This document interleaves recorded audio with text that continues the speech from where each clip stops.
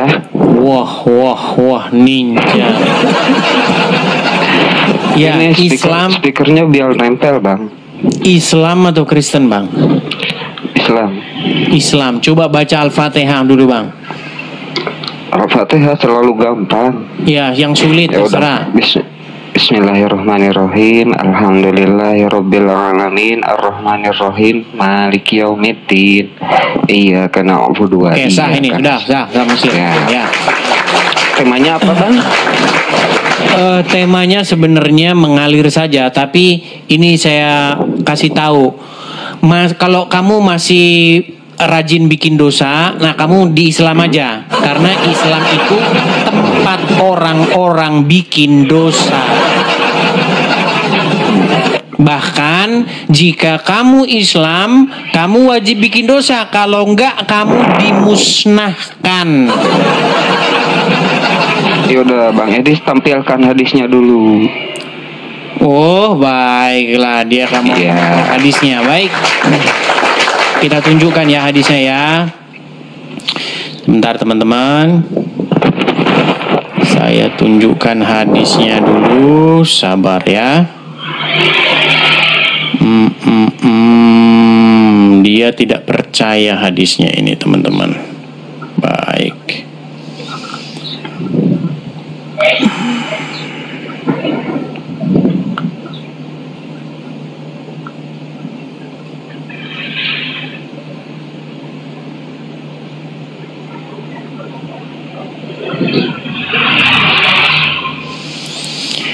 Oke ya, jika kalian tidak berdosa, kalian tidak bikin dosa, kalian akan dimusnahkan oleh Allah. Perhatikan ya. Saya balikin kamera saya. Makanya teman-teman, Islam ini adalah ajaran agama yang ya tempatnya begitulah. Ya. Dosa-dosa yang apa-apa itu Islam. Oke. Coba Anda yang baca nih. Ini hadisnya ya. Oke. Dari Abu Hurairah, betul. Dari Nabi Shallallahu Alaihi Wasallam, betul. Sahih. Demi zat yang diriku berada di tangannya. Ya. Jika kalian tidak berbuat dosa, Allah akan hilangkan kalian. Betul. Betul. Jadi menurut Muhammad, kalau kalian tidak bikin dosa, dimusnahkan gak sama Allah? Enggak, itu gini Bang, itu bahasa pengandaian irrealis. Waduh, mulai dah akrobat dah sudah ini. Coba Google dulu pengandaian irrealis. Kayak gini loh Bang, seandainya aku bisa membajak langit, akan kuberikan bintang untukmu. Jadi bukan artian sebenarnya akan dimusnahkan gitu. Terus? Ya maknanya yaitu jangan putus asa kalau banyak dosa, karena Allah pasti mengampuni Bang. Iya, artinya dalam agama Islam wajib bikin dosa, betul? Aduh. Oke, kalau orang Islam kalau misalnya tidak berbuat dosa akan dimusnahkan nggak sama Allah? Kan di situ ada kata tenang, saya bukan tanya itu. Jika seorang muslim tidak berbuat dosa, pertanyaan saya, akan dimusnahkan sama Allah nggak? Enggak. Memang orang kan Islam nih Bang, memang nggak percaya sama Qur'annya sendiri, sama hadisnya sendiri. Kan saya bilang itu pengandaian irrealis. Kan di situ jika kenyataannya emang nggak ada orang yang nggak berdosa, semuanya berdosa. Iya, saya tahu, makanya saya bilang kalau mereka tidak bikin dosa dimusnahkan nggak?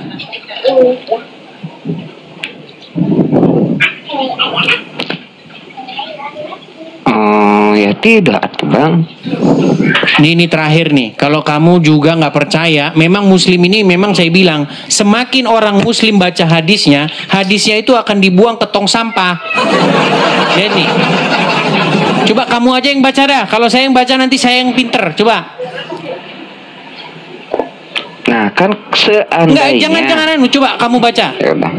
Demi zat yang jiwaku berada di tangannya, kalau seandainya kalian tidak berbuat dosa, sungguh Allah akan membinasakan kalian, dan Allah akan mendatangkan suatu kaum yang berbuat dosa, lalu mereka beristighfar kepada Allah, lalu Allah mengampuni mereka.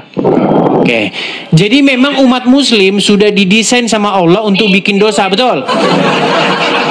Betul? Ya enggak, gini kan manusia Sebentar, saya tanya. Allah mendesain kalian untuk wajib bikin dosa, betul? salah. Kalau kalian nggak bikin dosa, apa nggak dibinasakan? Manusia diberi akal dan nafsu, Bang. Terus ada gangguan setan juga, ya gimana nggak bikin dosa? Bang, makanya saya bilang Bang, selama Anda jadi orang Islam, selama itu pula lah Anda wajib bikin dosa. Kalau nggak bikin dosa, Anda dimusnahkan. Benar. Orang Iya diskusi deh. sambil jualan juga pantasan nggak paham. Ya Bang, maaf. Udah Bang, dibawa ada yang dulu. Beli, Bang. Iya, dibawa dulu sana. Semoga Iha Purwanti ini adalah orang yang sadar begitu. Sadar apa? Ya sadar dari Islam. Ya, Iha Purwanti, saya mau tanya dulu. Anda muslimah? Iya. Sudah sering nonton di TV? Iya. Sering. Sering. Masih Islam? Masih. Sungguh nekat yang nyata. Bagaimana mungkin Purwanti sering nonton di TV tapi masih Islam? Allah. Kan pengen tahu maksudnya itu ajarannya gimana gitu. Ajaran apa? Edis. Baik. Di dalam saya kan seorang Kristen. Jadi saya akan memberitakan apa ajaran Kristen dan saya akan memberitakan apa ajaran Islam. Di dalam ajaran Kristen beberapa kali Tuhan Yesus mengatakan kepada orang-orang yang berdosa. Contoh misalnya kepada orang yang lumpuh. Dia katakan, "Pergilah dan jangan berbuat dosa lagi supaya tidak terjadi yang lebih parah daripada ini." Kepada seorang yang didapati ini dikatakan juga seperti itu. Tuhan Yesus selalu mengatakan pergilah dan jangan berbuat dosa lagi. Ketika ada orang datang kepada Yesus dikatakan selalu begitu. Disuruh bertobat, jangan berbuat dosa lagi. Nah, beda dengan ajaran Islam. Ajaran agama Islam itu kebalikannya. Kalau nggak bikin dosa malah dimusnahkan sama Allah. Coba Purwanti. Aku deg-degan nih. Jangan deg-degan. Coba Purwanti, kira-kira Purwanti, menurut logika kamu lah, mana yang lebih akan kamu ikuti? Ajaran Yesus atau ajaran Muhammad? Muhammad. Sungguh nekat yangnya. Sebentar, Bang Edis. Gimana? Bang Edis mau nanya. Apa itu? Di luar jalur itu ya. Boleh? Keluar jalur. Ini kita selesaikan Enggak, dulu. di luar. Enggak mau nanya. Kenapa? Oke lah, baiklah. Kalau- Apa? Oke, silakan. Mungkin kamu ganti tema, silakan. Kalau hari kiamat itu nanti menjelang kiamat, Nabi Muhammad itu kan yang terakhir ya. Kenapa nanti yang diturunkan kok malah Nabi Isa yang untuk membunuh Dajjal? Ya karena Muhammad sudah meninggal. Muhammad sudah ada di alam kubur. Iya, kenapa yang meninggal malah yang terakhir? Ya itu kan sudah saya upload di video saya. Makanya ketika kita belajar agama Islam, pastilah kita akan meninggalkannya. Coba ya Purwanti, menurut agama Islam, siapakah Nabi yang terakhir? Nabi Muhammad. menurut agama Islam pula, siapakah nabi yang akan datang? Maksudnya datang gimana? Nanti nabi yang akan datang di akhir zaman dan membunuh Dajjal siapa? Nabi Isa. Berarti siapa nabi yang terakhir? Nah, kan?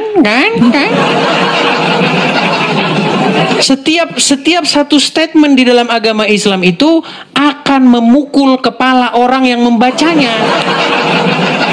Iya. Bagaimana mungkin kamu percaya Muhammad nabi terakhir, tetapi di detik yang sama kamu percaya akan datang lagi nabi setelah Muhammad, namanya Nabi Isa.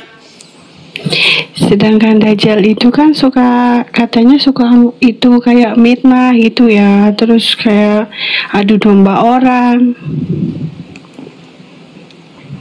Ini bukan masalah Dajjal itu adu domba atau bagaimana. Artinya iman Islam itu sudah bubar kalau dikatakan bahwa Muhammad itu nabi terakhir. Sementara setelah dia masih akan datang nabi. Betul nggak? Iya. Iya. Kalau kamu sering nonton channel saya, kamu nonton channel saya itu hanya lewat saja atau benar-benar kamu tonton betulan? Belum lama itu kan aku pas lihat di akun temen ada yang ini Edis TV, aku nyimak, terus buka Facebook juga ada. Iya, kepada yang gini-gini kalian perlu share ini biar mereka ini mengenal kebenaran. Jadi banyakin kalian share siaran ini, share kepada sebanyak-banyaknya umat muslim. Begitu, karena mereka harus mendengar ini. Jadi begini, Purwanti. Saya tahu kamu tidak mempelajari agama Islam. Itulah sebabnya kamu masih Islam. Saya tahu itu. Coba, Purwanti, hal apa yang membuat kamu itu kok masih bersikeras memilih Muhammad padahal kamu sudah nonton channel ini? Kebaikan apa memangnya yang hendak kamu teladani dari Muhammad? Karena udah dari orang tua agamanya itu. Nah, iya, berarti karena tidak mau mikir. Coba seandainya kamu berpikir, Purwanti, Tuhan Yesus mengajarkan supaya jangan berbuat dosa. Muhammad sebaliknya mengajarkan kalau kamu nggak bikin dosa, kamu akan dimusnahkan. Bahkan sebenarnya kamu itu kalau berbuat dosa, kalau kamu mencuri, korupsi, Allah itu tidak akan menghukum kamu. Coba kamu percaya nggak dengan takdir Allah? Iya, makanya itu kan ada qada dan qadar itu udah nasib seseorang udah digariskan ya. Udah digariskan sama Allah kan? Misalnya ya, seseorang tapi kenapa nasib orang itu tidak bisa berubah kalau orang itu sendiri tidak mau merubah ya? Iya, makanya itu bertentangan. Kan ada ayat di dalam Al-Quran yang mengatakan sesungguhnya Allah tidak akan merubah satu kaum jikalau kaum tersebut tidak mau merubahnya, betul? Iya. Nah, masalahnya itu bertentangan dengan statementnya Allah. Kalau sudah ditakdirkan Allah, gimana mau berubah lagi? Betul nggak? Tapi kenapa nggak bisa berubah kalau kita nggak berusaha? Itu yang bikin pusing. Kenapa nggak sih? Iya, makanya saya bilang bikin pusing. Ajaran agama Islam memang bikin pusing, Purwanti. Iya. Bukan begitu, maksudnya itu kalau belajar kan bukan cuman kulitnya aja, dalamnya juga. Coba pelan-pelan ya Purwanti ya. Menurut hadis, menurut perkataan Muhammad, sesungguhnya takdir manusia itu sudah ditetapkan, sudah dituliskan, bahkan sebelum diciptakan pun sudah dituliskan. Betul? Artinya kalau ada seorang wanita muslimah korupsi misalnya, itu sudah takdir Allah nggak? Nggak tahu, itu salah orangnya kali. Kok salah orangnya? Bukankah manusia itu hanya Iya, udah menjalankan garisnya kali. takdir? Iya, kayak wayang kan? Iya, wayang. Dalamnya kan? Wayang, makanya dalam agama Islam itu manusia itu hanya wayang saja. Semua sudah ditentukan, ditetapkan oleh Allah. Jadi kalau ada seorang muslimah ditakdirkan untuk korupsi, berarti yang bikin dia korupsi siapa? Nah, bingung kan? Nafsunya. Bingung kan? Kan dalam diri manusia ada nafsunya juga. Bukankah Allah yang menetapkan? Bukankah Allah yang sudah menuliskan suratan tangannya? Iya. Jadi serba nggak masuk akal memang. Satu bilang katanya mengikuti hawa nafsu, satu bilang bukankah Allah sudah menetapkan takdirnya? Kan bingung, memang bingung. Makanya saya pernah bilang, semakin dipelajari agama Islam itu semakin dekat waktunya untuk meninggalkannya. Kan aku punya temen non muslim, jadi aku lihat ya di TV. Ya, maksud saya begini, Purwanti. Kalau kamu menonton, coba kamu renungkan gitu loh perkataan saya itu. Ya kan? Mumpung belum. Ya kayak yang lihat kayak orang haji itu kayak nyium-nyium Ka'bah itu batu. memang kalau ya itu aku lihat kan. Itu kalau dilihat-lihat itu emang kalau kita kayak kesana kayak apa ya, bukan pakai hati gitu, itu sama saja nyembah berhala sih. Ya iyalah. Makanya menurut aku kalau buat orang yang punya duit banyak itu, sebelum kesana itu lihat orang sekitarmu yang membutuhkan, bantu dia gitu, daripada kesana kayak gitu kayak ngelilingi Ka'bah kan gitu, kayak muter-muterin batu ya kan, nyium-nyiumin batu. Iya, terus pulangnya dapat gelar haji kan, itu kayak gimana gitu. Ya itu namanya bisnis Arab. Iya. Tapi saya senang, Purwanti, artinya kamu nangkep dengan pesan yang saya sampaikan. Artinya kamu berpikir kan. Nah, umat muslim saya rasa tidak satu dua yang seperti kamu yang nonton channel ini. Soalnya kan itu kan aku orang Jawa ya, jadi kan nggak harus belajar agamanya kan, agama itu banyak aliran Jawa Islam itu. Jadi kayak aku ikut yang kepercayaan juga sih, maksudnya kayak nggak melulu kayak syariat aja itu. Kalau syariat kan tergantung pada buku. Ya gitu maksudnya. Kayak emang arti haji itu apa sih? Kayak perjalanan gitu kan. Kalau diterjemahkan ke dalam bahasa Indonesia apa arti haji itu? Kan nggak tahu kan, makanya. Pergi haji bila mampu kan, kayak iya, haji itu adalah sapaan kepada tamu, pengunjung. Iya, makanya saya bilang orang Islam itu sering menggunakan kosakata bahasa Arab, tapi mereka tidak tahu. Makasih yang sudah berbagi. Tapi itu, Purwanti, yang mau saya bilang sama kamu, jangan sia-siakan waktu, ya kan? Kamu sering dengar, kita sudah sering membandingkan di sini ajaran Yesus dengan ajaran Muhammad, itu sudah sering kita bahas. Ya, apa yang membuat kamu berat begitu untuk meninggalkan Muhammad dan mengganti Muhammad dengan Yesus? Itu apa yang membuat kamu berat? Aku sendiri, maksudnya itu aku kan Islam, cuman aku kan kayak kepercayaan Jawanya aja. Jadi ada kata-kata itu gini, apa itu, kalau Tuhan udah menyatu dengan dirimu, apa saja bisa kamu beli gitu misalnya gitu. Cuman cara menyatukan diri dengan Tuhan itu aku masih nggak bisa, susah gimana caranya menemukan, sedangkan kita masih bingung. Oh ya, jadi begini ya.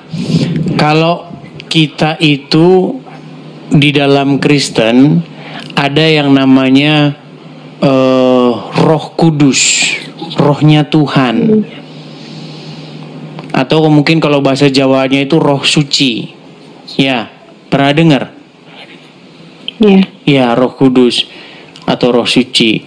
Nah, itu di dalam agama Kristen itu adalah yang menuntun, yang mengendalikan supaya seseorang itu hidup sesuai dengan kemauan Tuhan.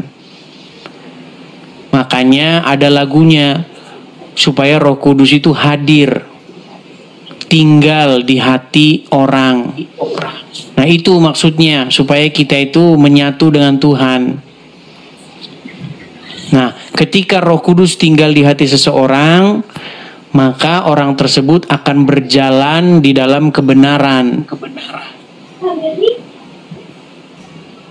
Gitu loh. Nah, sedangkan di Muslim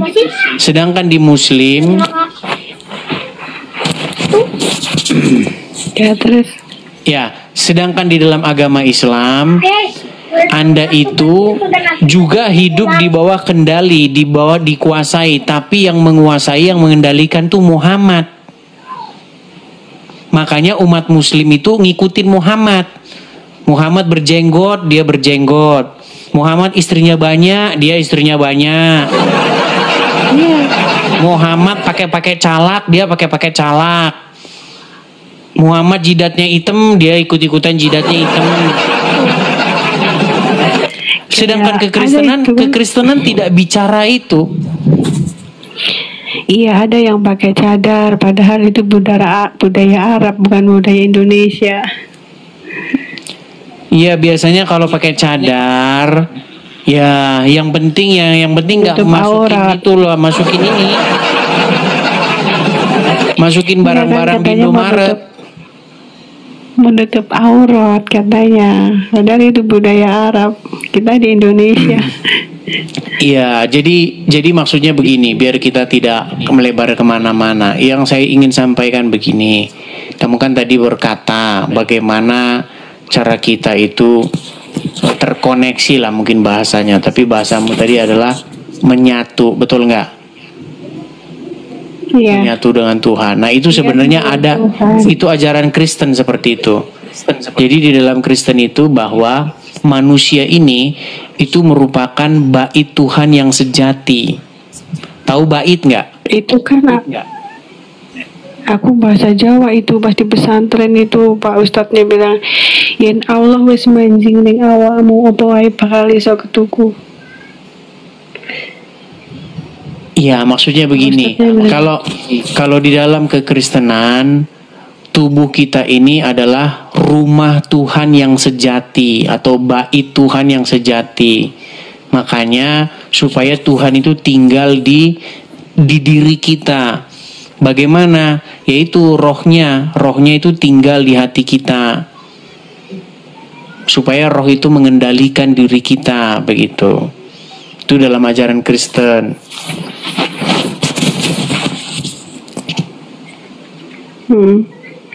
Dia topingan. Kalau dalam ajaran agama Islam, bukan, rumah Tuhan ada di Arab, jauh. Kalau dalam agama Kristen, rumah Tuhan yang sejati itu adalah hati kita sendiri. Iya betul, emang di hati. Tapi itu nggak ada kalau konsep kita seperti sholat, konsep seperti itu nggak ada dalam agama Islam. Kalau aku ada. Di mana? Kalau yang maksudnya itu kayak kita melakukan sholat itu kan kita fokus ke hati, bukan fokus ke sajadah atau ke apa. Nanti itu sama saja kita menyembah berhala. Salah. Dalam agama Islam itu kalau sholat, Anda harus memperhatikan gerakan-gerakan, gerakan kaki, gerakan tangan. Begini. Coba kamu termasuk yang begini, kamu termasuk yang begini atau yang begini? Nah, ada juga yang begini kan? Ada juga yang di depan begini, betul kan? Iya. Iya, beda-beda. Coba Bapak, kenapa ngadep Allah harus begini? Bingung pasti kan? Makanya saya cuma pesan sama kamu begini Purwanti, ketika kamu melakukan itu, kamu itu melakukan hal yang tidak berguna dan sia-sia. Coba apa gunanya kamu kalau begini? Gunanya apa saya tanya? Berdiri itu sama dengan apa ya? Aku lupa weh. Kadang-kadang posisi kakimu juga harus ya begitu apa duduk tahiyat itu. Iya. Ya. Kalau Kenapa harus begitu duduknya? Sampai sekarang orang Muslim nggak bisa jawab itu. Itu yang disebut dengan ritualisme, ritual-ritual, kegiatan-kegiatan fisik ritual. Padahal di dalam agama Kristen bukan seperti itu. Datang kepada Tuhan itu bukan gerak-gerakin kayak gerakan-gerakan begitu. Seperti itu. Ya itulah Purwanti intinya. Ya mungkin kamu baru nonton channel saya rasa dikit ya. Kalau kamu sudah sering nonton channel saya pastikan kamu pasti tidak seperti ini lagi. Ya, saya berharap sama kamu meresapi atau bila perlu lihat konten-konten saya yang lain begitu.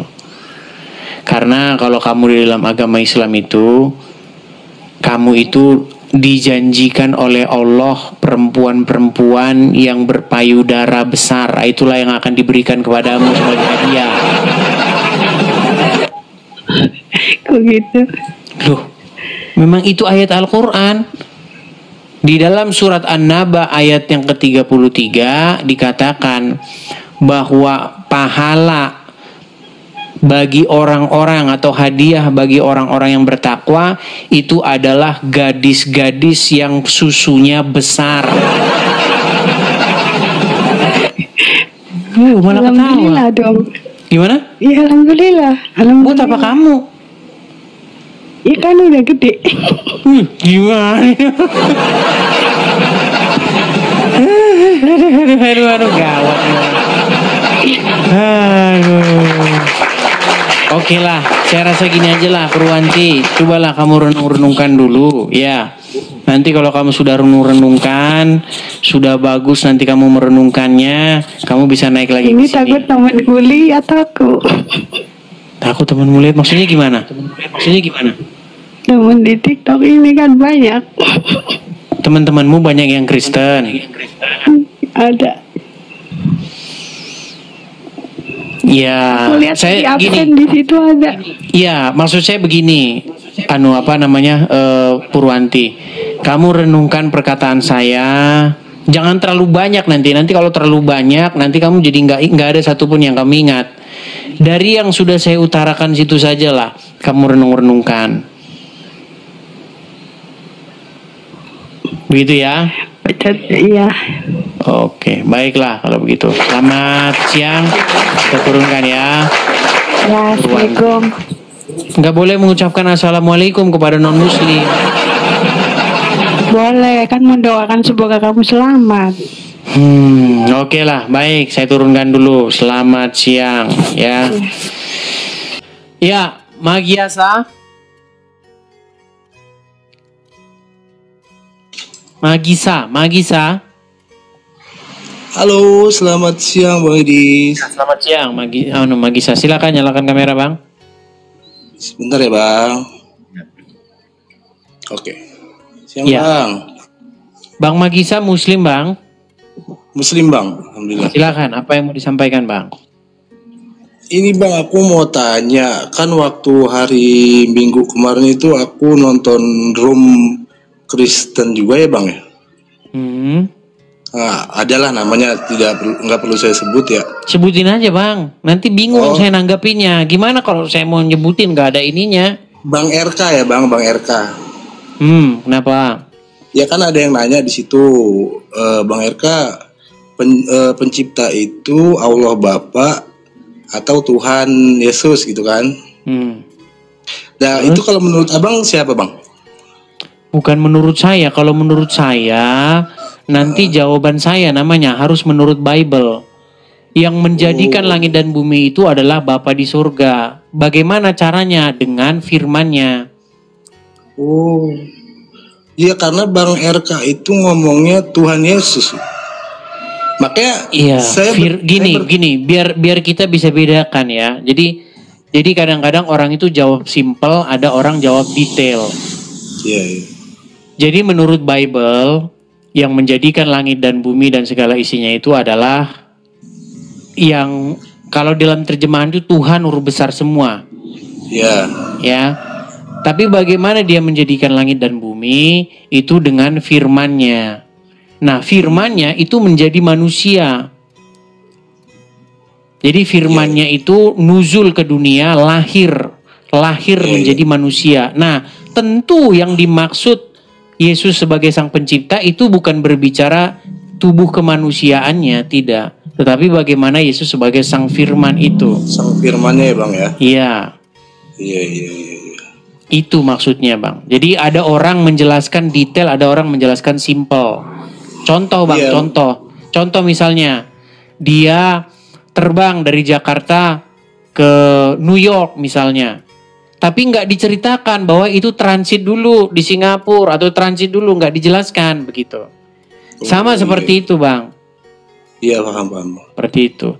Yesus sang pencipta itu bukan ngomongin Yesus sebagai daging, bukan. Tetapi Yesus sebagai sang firman. Di dalam Yohanes pasal yang ke-1 dikatakan segala sesuatu dijadikan oleh Dia dan tanpa Dia tidak ada yang jadi dari segala sesuatu yang dijadikan. Kemudian pasal yang ke-14 dan firman itu telah menjadi manusia dan diam di tengah-tengah kita, seperti itu. Tapi begini Bang, maksud saya begini, Islam Kristen itu bukan itu Bang diskusinya. Kita kalau debat Bang, kalau kita debatin sang pencipta itu bahkan nggak ada gunanya bagi kita. Betul Bang. Nggak ada gunanya. Mau yang nyiptain ini siapa juga nggak ada gunanya bagi kita. Gunanya bagi kita itu kita ini mau ngapain gitu loh. Iya. Kalau kita hidupnya nggak bener, nggak ada gunanya Bang. Mau yang nyiptain Udin kayak mau apa itu nggak ada gunanya.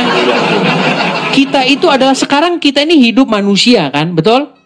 Nah kita ini langkah mana yang harus kita tempuh untuk menuju kepada keselamatan? Itu yang penting Bang. Bukan siapa yang nyiptain langit dan bumi. Iya. Kita nggak nyampe Bang mikirin ke situ. Enggak, gitu karena ini Bang, kalau Bang Edis kan ini saya lihat sama Kristen lain tuh berbeda kayaknya, lebih gimana ya? Kalau saya sih membenarkan Bang Edis ya. Yang dibicarakan semua tentang sama Bang Edis apa tentang Islam juga saya membenarkan sih gitu. Coba banyak orang tes tuh Bang di bawah tuh, tes katanya. Bang Magisa, coba ya, Anda Muslim. Ya. Coba dites dulu coba bacaan Al-Fatihah coba. A'udzubillahi minasyaitonirrajim. Bismillahirrahmanirrahim. Alhamdulillahi rabbil alamin. Arrahmanirrahim. Maliki. Sah ini udah, Muslim. Jadi maksud saya itu Bang, artinya begini. Saya melihat banyak orang itu berdebat soal tentang siapa Tuhan, bukan berdebat tentang bagaimana cara mengikut Tuhan. Nggak usah siapa Tuhan Bang, siapa temenmu aja kita nggak ngerti. Iya, apa yang dikerjakan temen kita aja kita nggak ngerti Bang, apalagi apa yang dikerjakan Tuhan. Iya betul. Gitu loh. Nggak usah sok-sok jago mikirin Tuhan tuh gimana, nggak nyampe akal kita Bang.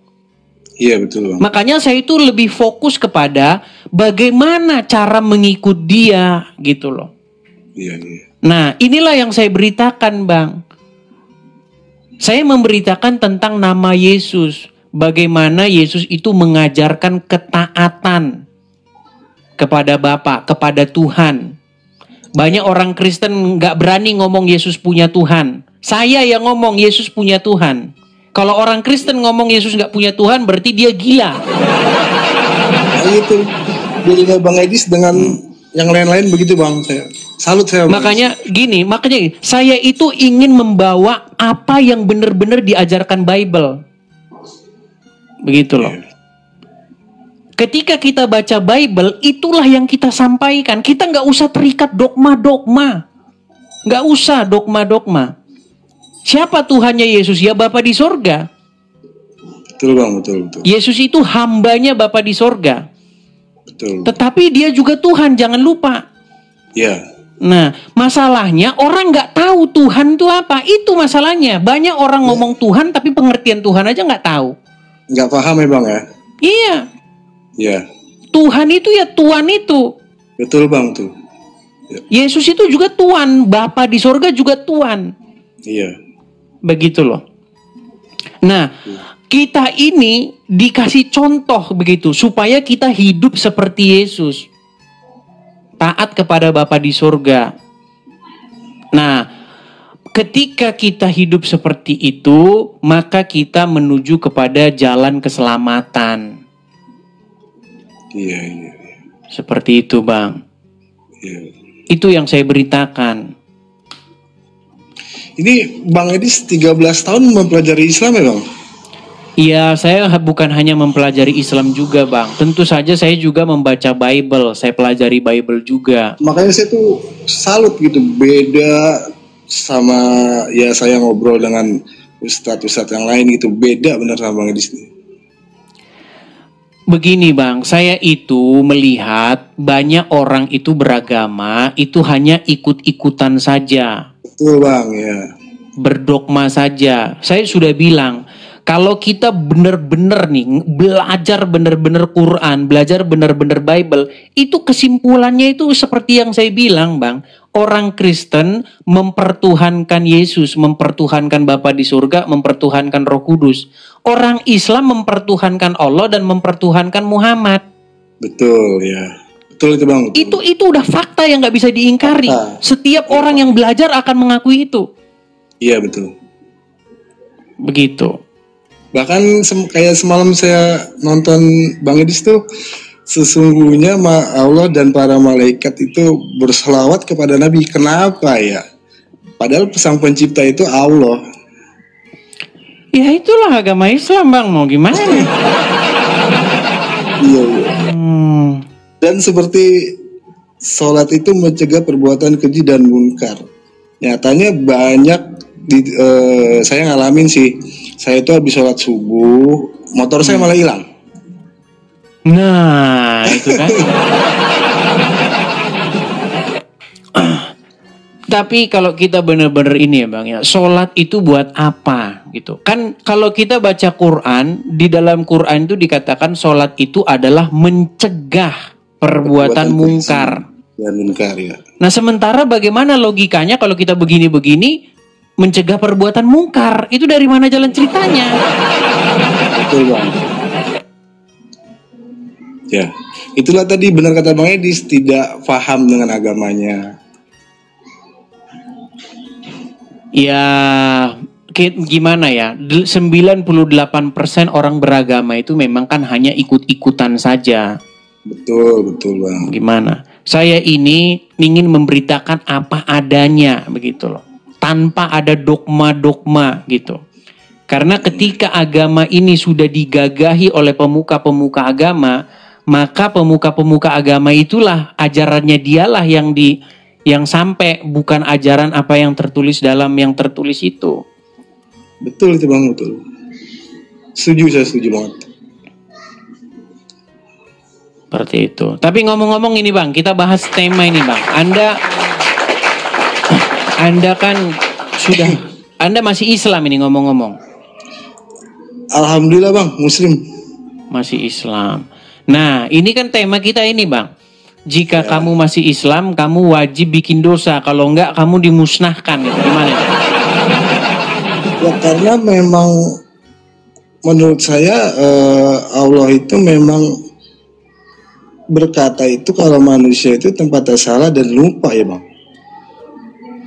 Iya, tetapi yang jadi masalah begini, berarti Allah itu memang mendesain manusia itu memang untuk berdosa?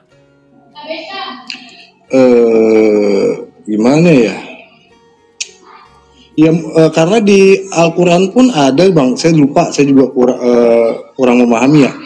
Kalaupun aku mau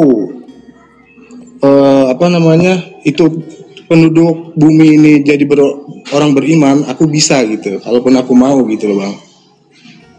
Iya, artinya begini, maksudnya berarti yang membuat manusia itu berdosa itu adalah Allah sendiri, betul? Betul. Nah, makanya saya bilang bang, Allah di dalam agama Islam itu dia sumbernya dosa itu. Iya, itu beda dengan Bible bang. Konsep atau kalau kita baca dalam Bible itu beda jauh. Jadi Tuhan di dalam Bible itu dia itu tidak pernah yang namanya menjadikan sebuah kejahatan. Kejahatan itu muncul akibat pemberontakan terhadap dia. Iya. Gitu loh. Arti dari setan itu sendiri kan, itu artinya kan penentang dia. Penentang ya. Setan itu dari bahasa Aram, Satan. Yang menentang, begitu kan? Iya, betul.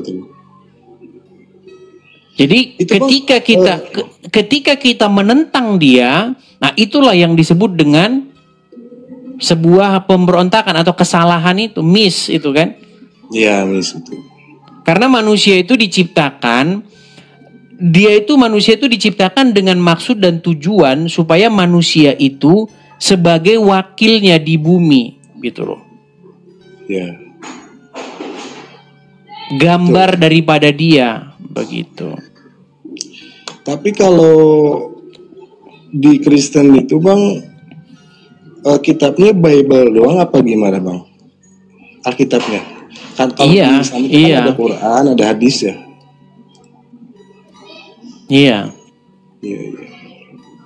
Ya makanya itulah kadang ya gimana ya, hadis itu kan karangan manusia ya. Kalau saya juga kurang begitu bang hadis.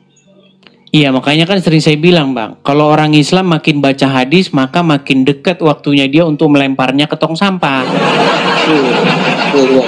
Nah, kan betul kan? Setuju.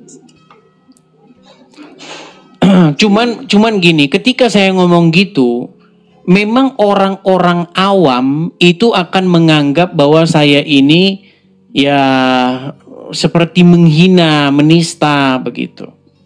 Tapi dia tidak tahu itu akan diakui oleh orang-orang yang memang belajar begitu. Jadi memang kebanyakan yang kalau kita di forum random begini itu yang orang-orang tidak belajar agama gitu. Tapi kalau kita belajarnya atau kita ngomong ini dalam satu forum yang memang dihadiri oleh pakar-pakar agama, ya saya rasa sudah mengiyakan omongan saya. Dan kemarin itu saya nonton di channel Muslim. Itu saya nggak setuju, di beberapa room itu ada yang berbicara bahwa Yesus itu anak haram loh. Saya sautin begini bang, sekarang orang umat Islam itu mengakui Yesus siapa? Kalau mengakui Yesus Nabi, kamu sama aja menistakan. Saya langsung diturunin tuh bang di situ bang. Ya itulah makanya saya bilang bang. Jadi orang Islam itu telah membenci Yesus tanpa alasan. Iya, itu dia makanya. Begitu loh. Karena apa? Karena yang ngikutin para ulama-ulama yang membenci itu kan. Kalau kita baca Quran, saya rasa umat Muslim tidak akan membenci. Iya, karena memang kalau logika ya bang, kita main logika. Nabi Isa itu memang di Al-Quran pun ada diangkat ke hadirat Allah ya kan. Kalau kita logika gitu ya, saya kan juga sebagai umat Islam juga dengar katanya doang tuh Nabi Muhammad gitu kan.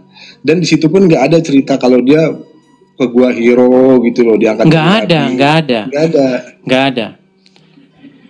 Cuman yang saya lihat bang ya, yang saya lihat itu ketika saya meneliti ini Islam dan Kristen, ketika saya pelajari dengan sungguh-sungguh, memang saya lihat yang terjadi ini orang Islam ini, mohon maaf nih walaupun Anda Islam, itu berada di dalam kesesatan yang nyata. Kenapa saya katakan kesesatan yang ada gini?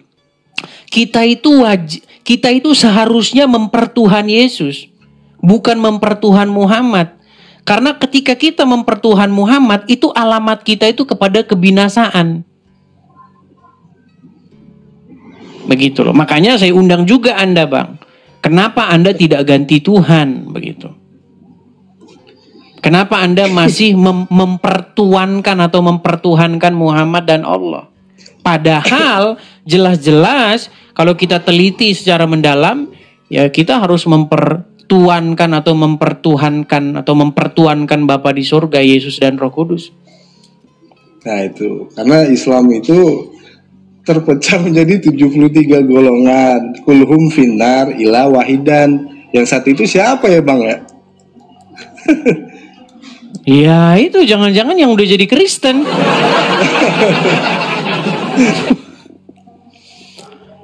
Ya, iya. Karena begini loh Bang, Muhammad sendiri aja dia tidak tahu jalan kebenaran gitu loh. Muhammad saja dia tidak tahu jalan kepada hidup. Bagaimana mungkin kita mempertuhankan dia? Gitu loh. Ya. Ini sebelumnya Bang, saya minta maaf nih untuk semua umat Islam, umat Muslim, bukan menjelek-jelekan agama sendiri, tapi ini saya diskusi dengan kebenaran, bukan fitnah, bukan apa gitu. Bang Edis tuh kebenaran. Memang yang saya dapat semua dari Bang Edis itu kebenaran itu. Iya memang benar. Cuman banyak orang awam yang mengira saya ini mengada-ngada. Tapi nanti kalau dia belajar itu akan didapati seperti itu. Makanya jangan kita itu mempertuan selain Bapa di sorga. Kita harus menjadikan dia Tuan kita, Bapa di sorga itu. Iya. Iya kan? Karena begini, banyak orang di dalam pikiran orang mempertuan atau mempertuhan itu artinya menganggap dia sang pencipta. Sang pencipta, betul. Makanya begini juga mereka itu begini.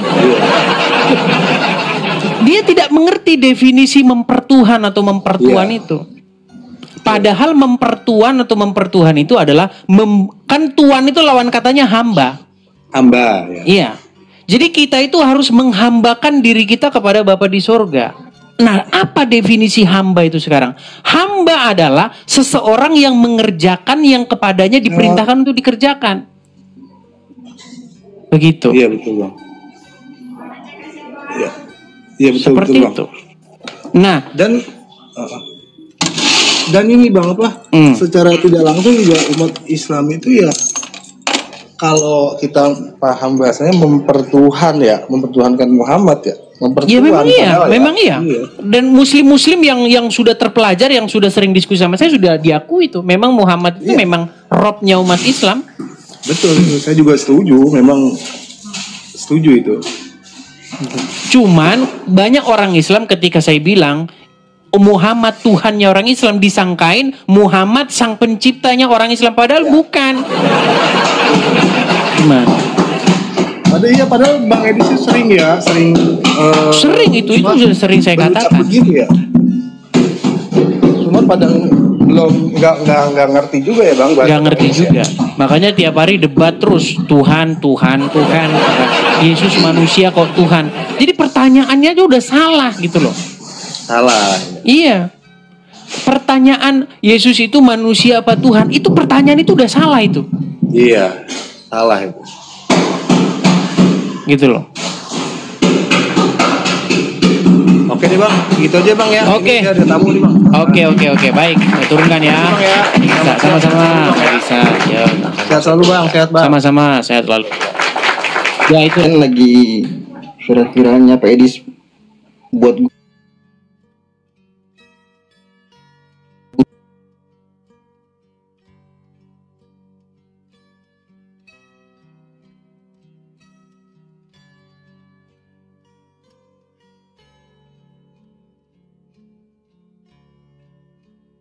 nggak kan itu run Superboy kan wah itu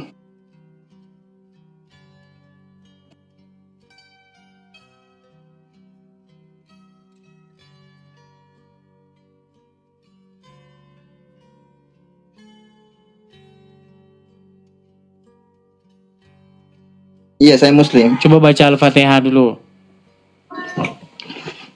Namanya aja udah Ahmad Zahid Pak Edis. Ya dites dulu. Siapa tahu kan pakai nama palsu. Coba.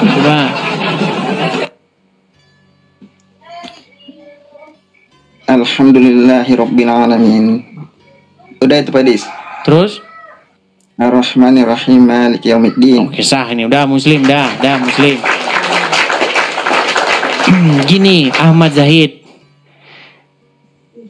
kamu ingin mempertanyakan masalah penyaliban itu lagi?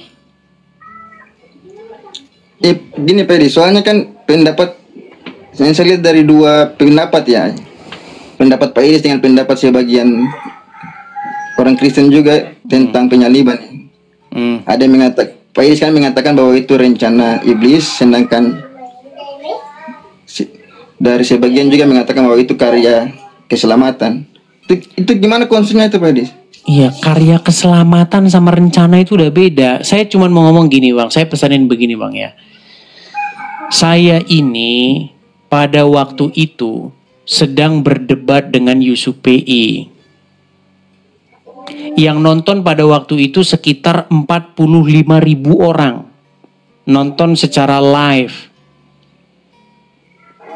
Sudah?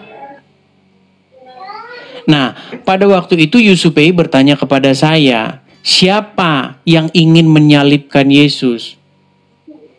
Saya jawab, yang ingin menyalibkan Yesus itu adalah iblis, maksudnya antek-anteknya. Iblis di situ maksudnya pengikut-pengikut iblis itu. Kehendak para pengikut iblis itu. Siapa? Yaitu ahli-ahli Taurat, orang-orang Farisi, Yudas dan lain sebagainya. Yang ingin melenyapkan. Kalau Yudas itu hanya ingin menjual saja. Nah, pertanyaannya adalah, kalau begitu iblis itu berjasa dalam penyaliban itu? Saya bilang tidak. Maka saya balik pertanyaan kepada dia tentang syahidnya Muhammad. Yang menyebabkan Muhammad syahid itu siapa? Kan perempuan Yahudi yang meracuni dia, betul? Betul. Ah, berarti perempuan Yahudi itu berjasa. Tapi kan nggak dibisikin iblis itu Pak Edis. Bukan masalah dibisikin iblis atau tidak. Perempuan Yahudi yang meracuni Muhammad, sehingga oleh karena itu Muhammad meninggal karena syahid dia, berarti dia berjasa. Membuat Muhammad masuk surga. Mau diracuni atau enggak diracuni itu Nabi itu Muhammad bukan itu pertanyaan saya. Gimana Anda ini? Maksud saya begini, banyak orang gini loh. Kamu memaksa logika kamu kepada saya, makanya saya buat kamu logika yang sama. Akhirnya kamu nggak bisa jawab kan? Tapi saya mengerti gitu loh. Nah, itulah pada waktu itu yang sedang terjadi. Tahu-tahu tiba-tiba ada orang yang masih tidur, yang ilernya masih ada di mulut. Langsung dengar desas-desus saya ngomong begini. Langsung dia rebut mic saya. Makanya saya bilang, orang-orang yang ngomong atau bikin komentar tentang pernyataan saya ibaratkan seperti orang yang masih tidur, yang air liurnya masih ada di mulut, lalu merebut mic saya untuk bicara. Nah, itu. Orang-orang seperti itu yang cuma numpang pansos, numpang cari penonton. Ini Pak Idris, sebelumnya kan Pak Idris menyandingkan dengan Nabi Muhammad diracun. Di sini kan kami kan hanya yang membaca yang tertulis Pak Idris. Bukan, gini loh. Coba kamu gantikan lah. Kamu gantikan Yusuf PI lah. Orang Muslim kan sering membuat satu argumen bahwasanya iblis berjasa. Betul nggak? Betul. Nah, dia maksa. Kenapa iblis berjasa? Katanya dia telah membantu menyalibkan Yesus. Nah, kenapa dia bilang begitu? Ya karena ada orang-orang Kristen yang punya pemahaman sesat. Yang bikin Islam tuh bikin pertanyaan begitu tuh karena orang Kristen juga.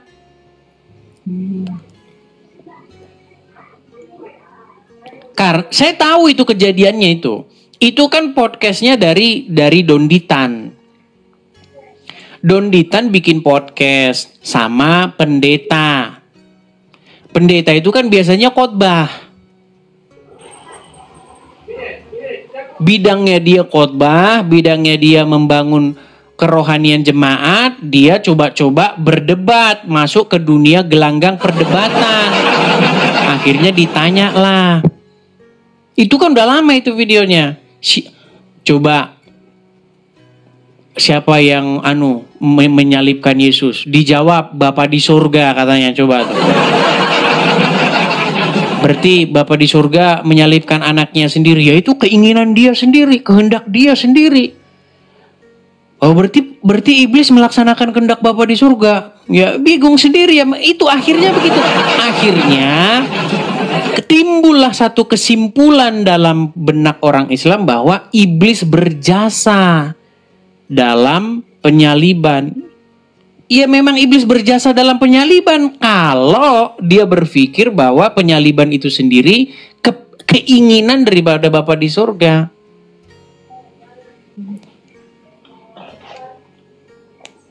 Begitu. Nah itu saya bantah semua, saya patahkan semua argumen-argumen itu.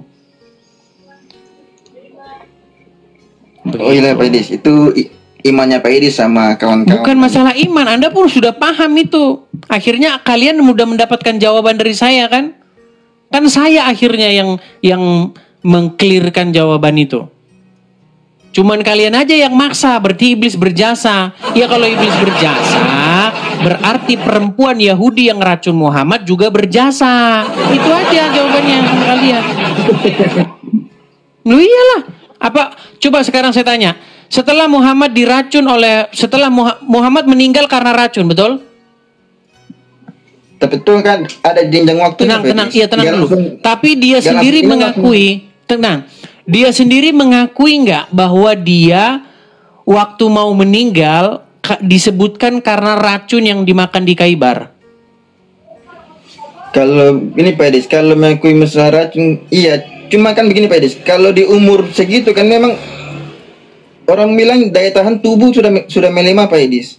Sudah masuk umur lansia lah, 60-an lebih. Iya, Muhammad sendiri berdasarkan pengakuannya telah teraca bahwa racun yang dimakan di Khaybar itu telah memotong urat jantungnya, betul?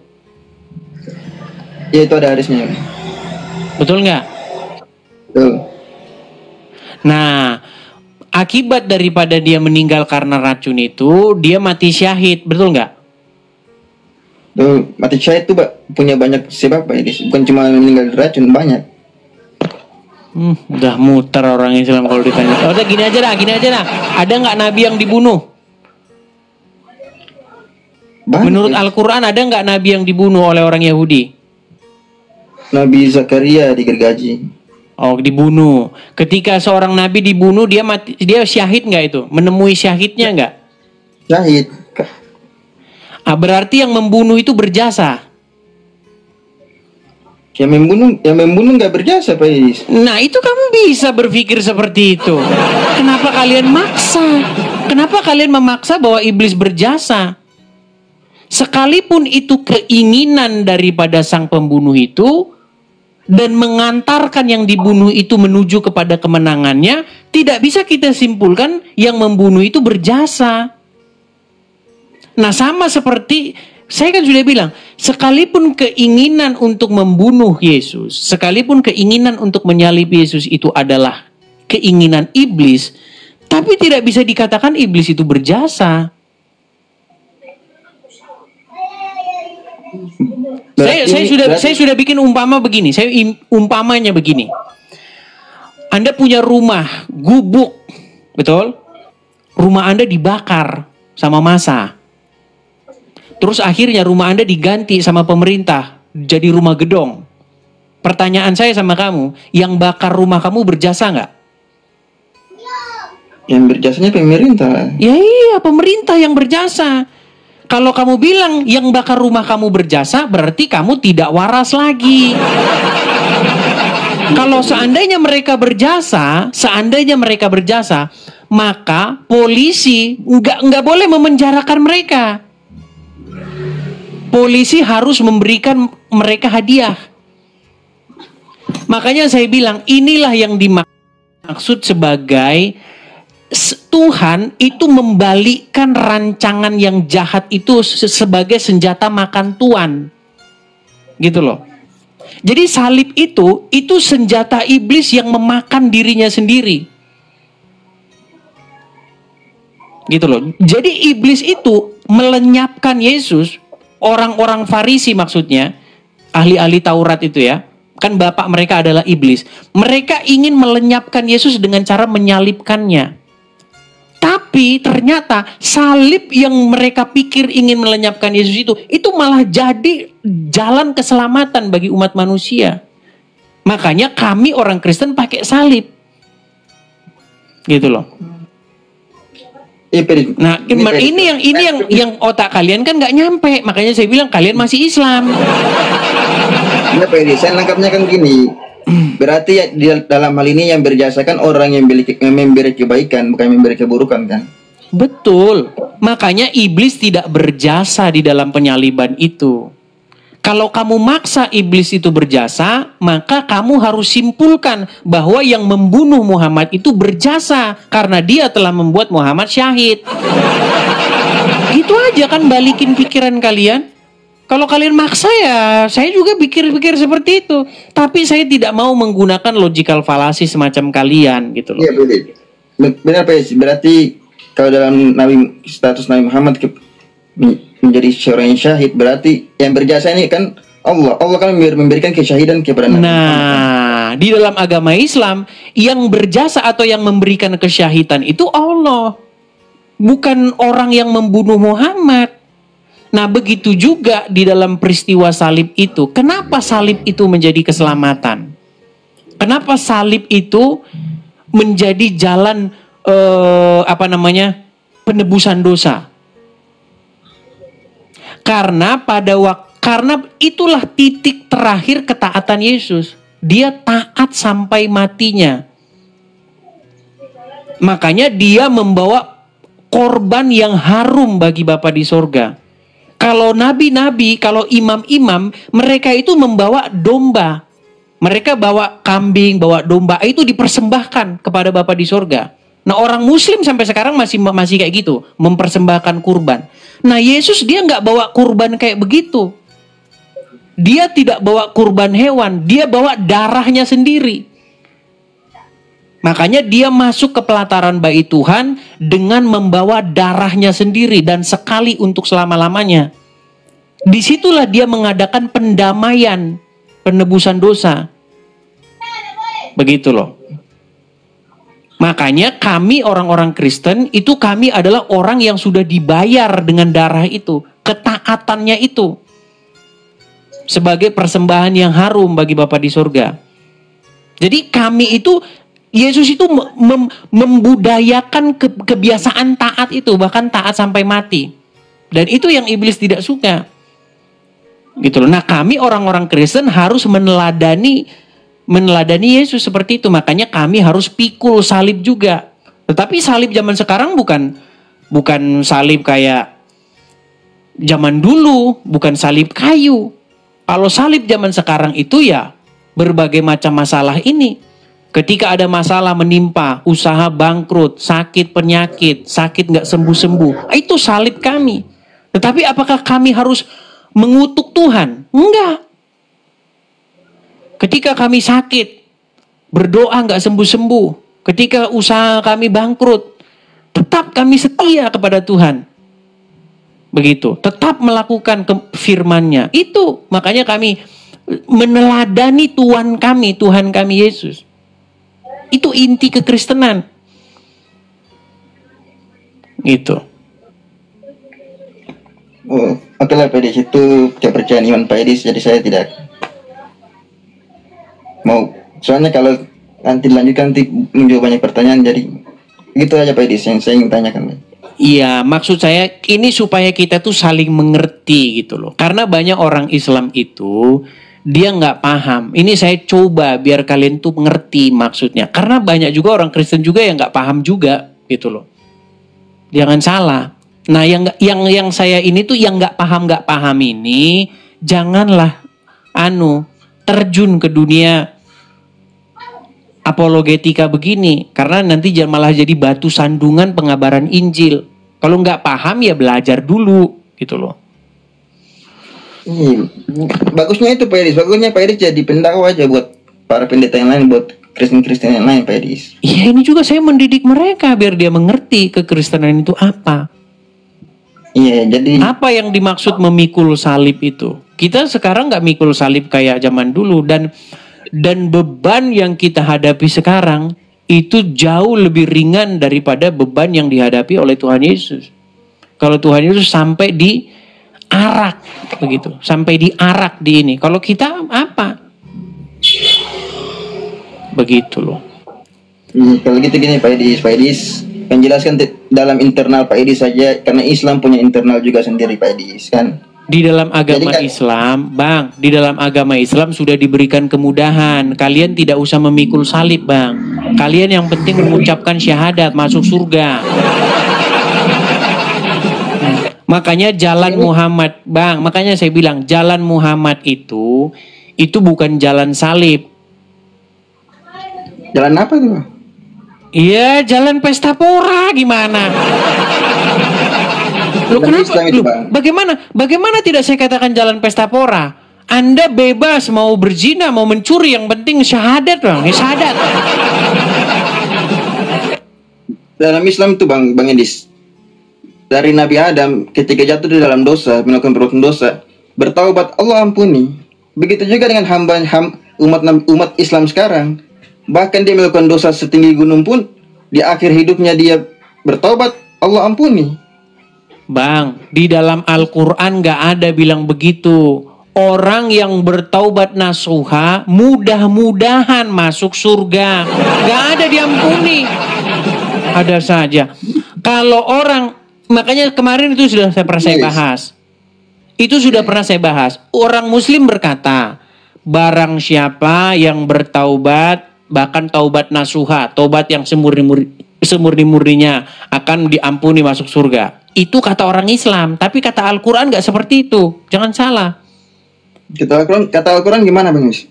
Kata Al-Quran di dalam surat At-Tahrim ayat yang ke-8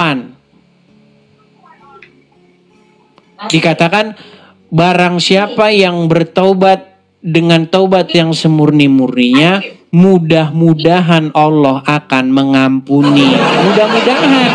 Tapi kalau Anda mengucapkan syahadat, pasti masuk surga. Pasti. Sedangkan bertaubat mudah-mudahan. Ya gitu Pak Edis. Kan kalau sudah masuk ke dalam Islam, kan Pak Edis, belum tentu terbebas dari dosa. Pasti orang tersebut melakukan dosa. Jadi orang tersebut jika dia bertobat Pak Edis di masa akhir hidupnya. Oke, coba bukalah surat At-Tahrim ayat yang ke-8. Atau saya membukakan di sini. Coba dia Pak Edis. Baik, kita bukakan ya At-Tahrim ayat yang ke-8 ya. Anda tidak percaya kalau bertobat dalam agama Islam malah nggak pasti. Makanya jangan bertobat. Ucapin syahadat. Kita buka ya At-Tahrim ayat yang ke-8. Saya bacakan nih, saya balikin dulu kamera saya. Waduh, Anda ini pantesan saja Anda masih Islam. Lihat. Lihat nih ya. Ini surat At-Tahrim ayat ke-8, betul? Betul. Oke, nih. Wahai orang-orang yang beriman, bertobatlah kepada Allah dengan taubat yang semurni-murninya. Apa di sini dikatakan? Mudah-mudahan. Mudah-mudahan Tuhan kamu akan menghapus kesalahan-kesalahan. Makanya Bang, kalau taubat itu hasil daripada pertaubatan itu mudah-mudahan. Makanya gak usah bertobat Bang. Gak usah bertobat. Ucapin syahadat aja, masuk surga walaupun maling, walaupun berzina. itu gimana? Kan ada hadisnya Bang Edis. Itu kan ada hadisnya. Situ kan Nabi Muhammad menjelaskan bahwa situ kan Allah mengatakan, wahai hambaku, jika engkau datang dengan dosa sebesar gunung, maka ampunanku sebesar bumi. Salah.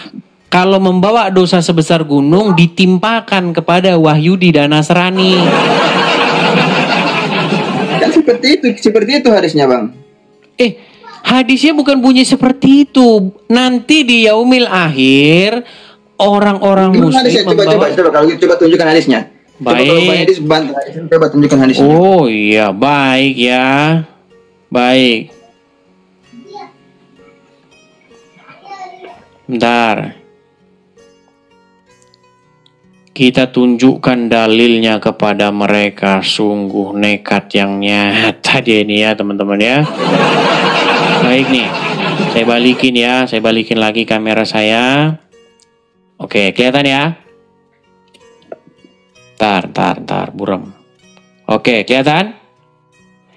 Pada hari kiamat kelak, Allah Ta'ala akan menyerahkan seorang Yahudi ataupun seorang Nasrani kepada setiap Muslim. Kemudian Allah Ta'ala akan berfirman, inilah penebusmu dari siksa api neraka.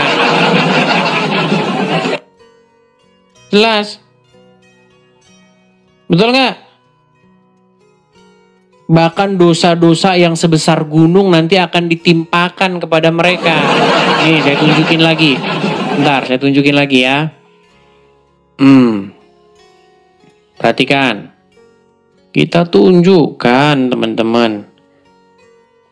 Perhatikan ya. Nih, saya hilangin dulu. Kelihatan ya? Nih. Dari Abu Musa dan seterusnya nih. Pada hari kiamat nanti Allah menyerahkan Yahudi atau Nasrani kepada setiap Muslim. Nih, inilah yang menjadi penebusmu dari siksa api neraka. Jelas nih. Banyak ini hadis-hadisnya. Sebentar, saya tunjukin lagi yang lain ya. Nih. Oke, saya tunjukin banyak nih. Perhatikan ya, Sahih Muslim 4967 nih. Nih, panjang nih hadisnya nih. Kita lihat nih ya di sini ya.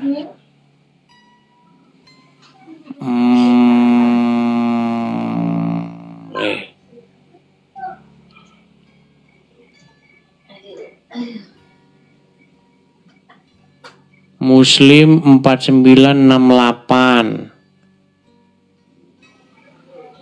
Bentar. Muslim 4969. Ini nih, lihat nih ya. Nih, Rasulullah bersabda pada hari kiamat kelak. Oh, yang mana sih ya? 4970. Di mana dosa-dosanya Muslim ini sebesar gunung tapi ditimpa orang Yahudi dan Nasrani loh. 49 berapa teman-teman? Ini nih. Di hari kiamat kelak, sekelompok dari kaum muslimin akan datang membawa dosa mereka sebesar gunung. Lalu Allah mengampuni dosa-dosanya, kemudian dibebankannya kepada Yahudi dan Nasrani. Makanya Allah ini dendam banget sama Yahudi dan Nasrani. Betul gak? Salahnya di mana Pak Iris? Iya, kamu bilang tadi dosa-dosanya sebesar gunung, betul. Ini dosa-dosanya sebesar gunung, tapi ditimpahin sama Yahudi dan Nasrani. Ya, itu kan juga bentuk pengampunan Allah kepada. Iya, kenapa Yahudi dan Nasrani yang nanggung? Gini Pak Edis, Nabi Muhammad itu diutus Pak Edis di dalam Quran surat Al-Anbiya ayat 107 itu Allah mengatakan apa? Wa ma arsalnaka illa rahmatan lil alamin. Jadi Nabi Muhammad itu diutus untuk seluruh alam, bukan cuma untuk umat Islam saja, termasuk Yahudi dan Nasrani juga Pak Edis. Gak nyambung lu kamu ini.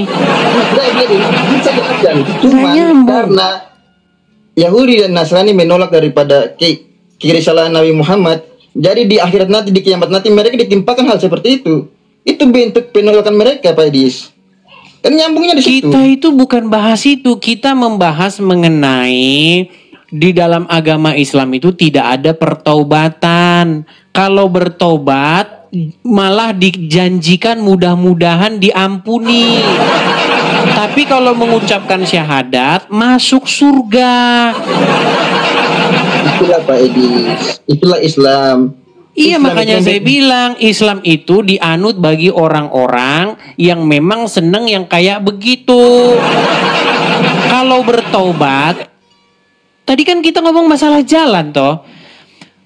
Kristen itu artinya pengikut jalan Tuhan. Kristen itu dulu itu disebut pengikut jalan Tuhan. Ya kan? Apa pengikut jalan Tuhan itu? Maksudnya jalan penderitaan, jalan salib itu. Nah, sedangkan di Islam tadi saya bilang bukan jalan salib, bukan jalan penderitaan, tetapi jalan pesta pora. Kenapa saya katakan jalan pesta pora? Kalau Anda bertaubat, apakah ada dikatakan diampuni dosa Anda? Pasti diampuni. Pasti diampuni Pak Edis. Tadi ayat Quran tidak bilang pasti diampuni. Mudah-mudahan diampuni. Gimana sih? Saya cari ayat yang lain. Kan banyak ayatnya dalam Al-Quran tentang. Ya sudah, coba tunjukkan.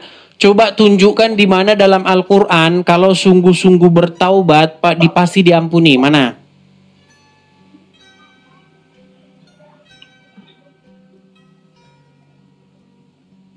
Meninggal dunia.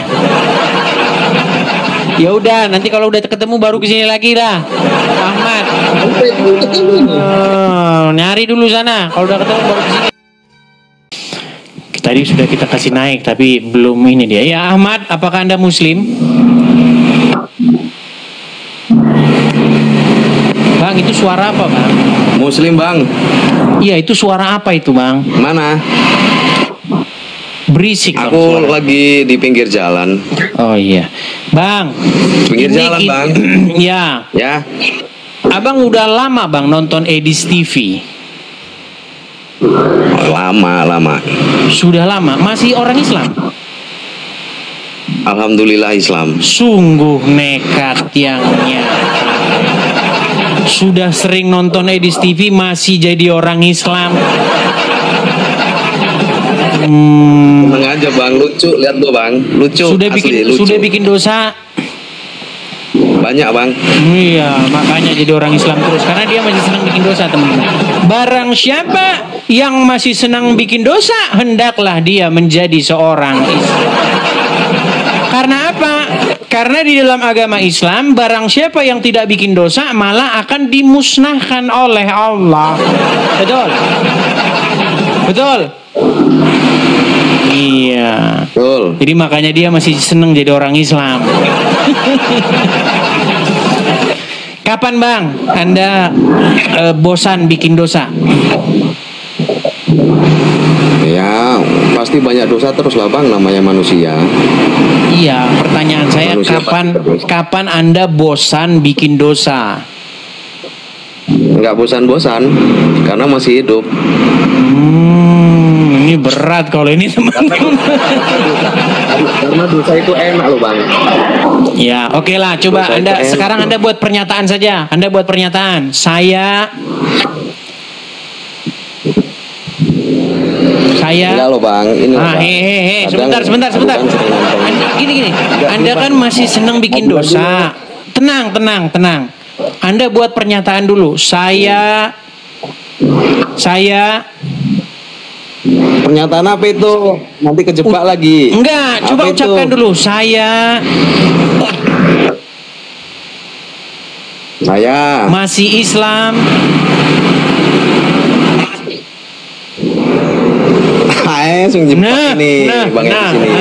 Apa dulu malah? Gini, coba ucapkan. Saya masih Islam karena saya masih senang bikin dosa. Itu coba. Ya. Intinya saya banyak dosa lah bang, banyak dosa. Ya udahlah kalau begitu. Kalau belum mau bertobat Anda di Islam dulu sana.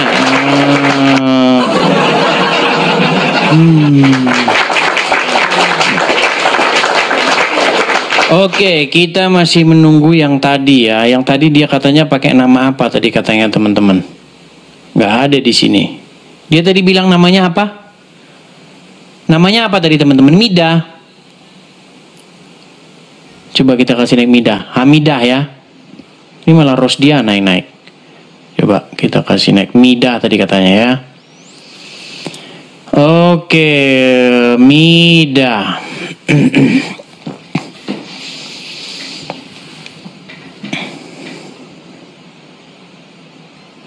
Ya, selamat pagi menjelang siang, Bang. Oh, sudah selamat siang nih ternyata, udah jam 1. Ya, silakan. Mida. Ya, Dis. Oke, Mida, kenalan dulu kita. Anda Muslim. Muslim dong, Dis. Muslim. Gue ini akun gue itu yang dasar tadi, Dis. Anugerah dasar. Anugerah dasar. Ya, silakan, Bang Mida, apa yang mau Anda sampaikan? Ya, Dis. Yang gue nonton semalam tuh, gue kan nggak dikasih naik terus tuh. Ngomong nggak dikasih naik, yang naik kan banyak. Siapa bilang bedakan tidak dapat kesempatan untuk naik dengan tidak dikasih naik. Ini harus Anda bedakan. Hati-hati memilih bahasa. Ya. Ya, karena akun gue juga kan nggak bisa buka kamera, Dis. Ya, kalau nggak bisa buka kamera memang nggak saya naikin. Saya lihat followersnya. Kalau followersnya baru 5 orang ya nggak saya naikin. Soal apa?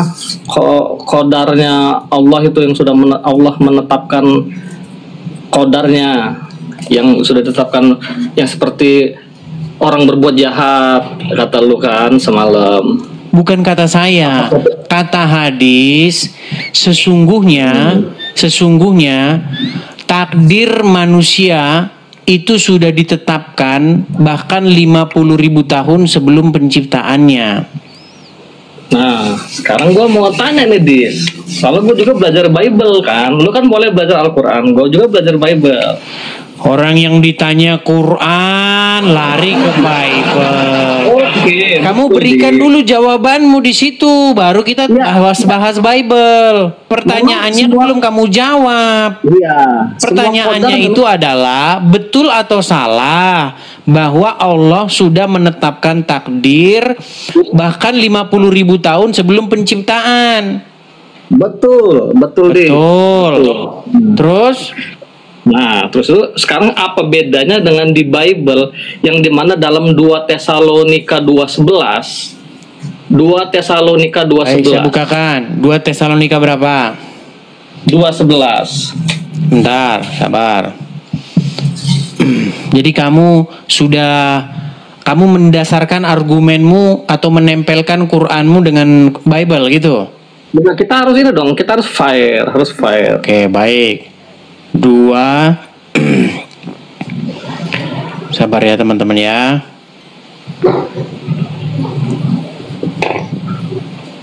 2 apa? 2 Tesalonika 2:11. 2 Tesalonika 2:11. Tesalonika. Iya, baik. Saya bacakan ya. Nah, Kakak Edis. Dan itulah sebabnya Allah mendatangkan kesesatan atas mereka yang menyebabkan mereka percaya akan dusta. Nah, Allah dalam Bible mendatangkan kesesatan. Apakah yang orang-orang sesat itu akan dihukum di neraka? Ya, ini adalah bahasa kepada orang-orang yang mempercayai yang mempercayai saya bacakan ya. Kita bacakan nih perikopnya ya. Ayo. Pada waktu itulah si pendurhaka baru akan menyatakan dirinya, tetapi Tuhan Yesus akan membunuhnya dengan nafas mulutnya dan akan memusnahkannya kalau ia datang kembali. Kedatangan si pendurhaka itu adalah pekerjaan iblis dan akan disertai rupa-rupa perbuatan ajaib, tanda-tanda dan mujizat-mujizat palsu, dan dengan rupa-rupa tipu daya jahat terhadap orang-orang yang harus binasa karena mereka tidak menerima dan mengasihi kebenaran yang dapat menyelamatkan. Dan itulah sebabnya Allah mendatangkan kesesatan atas mereka yang menyebabkan mereka akan dusta. Kenapa Anda ketawa-ketawa? Iya kan, Dis? Iya betul lah, Dis. Nah itu bagaimana? Itu Allah dalam Bible mendatangkan kesesatan. Terhadap siapa? lah itu Edis. Iya, terhadap siapa? Didatangkan kesesatan itu terhadap yang siapa? Kesesatan itu entahlah siapa itu. Yang pasti kan Allah mendatangkan entahlah. kesesatan. Gimana Anda membawa dalil kok entahlah? Itu kan dari Bibelmu, Dis. Bibelmu masa kamu tolak? Saya nggak menolak Bible saya. Nah, terus yang mendatangkan kesesatan siapa? Ini mendatangkan kesesatan terhadap siapa? Bukan yang mendatangkan kesesatan siapa? Terhadap siapa Ya, didatangkan kesesatan itu? Ya Coba. kau baca dong, perikopnya kan udah kau baca semua tadi. Aneh kamu ini, kamu yang membawa satu masalah, terus saya yang suruh jelasin masalahnya. Gimana sih? Itu kitab suci siapa? Kok lari ke kitab Kan aku suci nanya. siapa?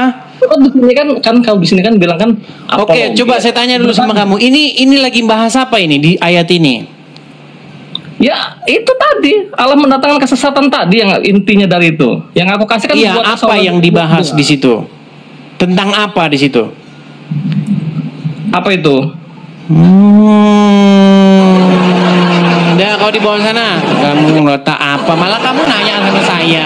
Gimana? Di dalam Quran saya tidak kurang-kurang akan menunjukkan kepada kamu Allah menyesatkan orang-orang yang sesudah ditetapkan sesat. Kamu aja sanggup memahami ayat itu. Gimana? Yang masalah takdir itu ke seluruh orang. Kamu nggak bisa bedakan. Ini adalah yang berbicara tentang kedatangan si pendurhaka antikristus dan terhadap orang-orang yang percaya kepada dia. Gimana Anda ini?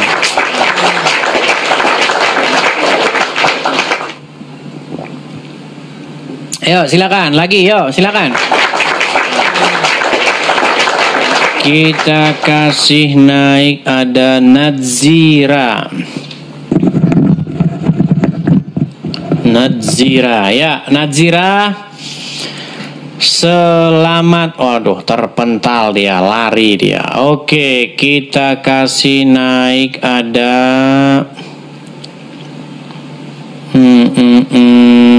sebentar ya teman-teman ya. Luffy, coba Luffy.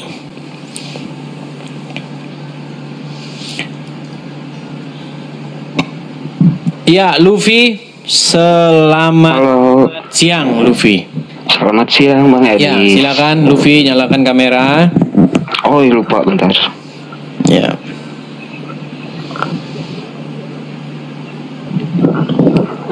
Ya, Luffy. Belum. Belum. Bang. Oh, belum.